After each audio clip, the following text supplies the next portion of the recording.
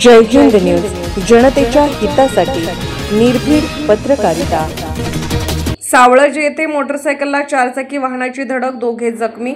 चारचाकी वाहनाने धडक दिल्यामुळे मोटरसायकलवरील दोघे जण जखमी झाले। तासगाव तालुक्यातील सावळज येथील मडके मळ्याजवळ अपघात झाला। या प्रकरणी दिनकर शामराव चव्हाण वय 54 राहणार सिद्धेवाडी तालुका तासगाव यांनी तासगाव पोलिसात फिर्याद दाखल केली आहे।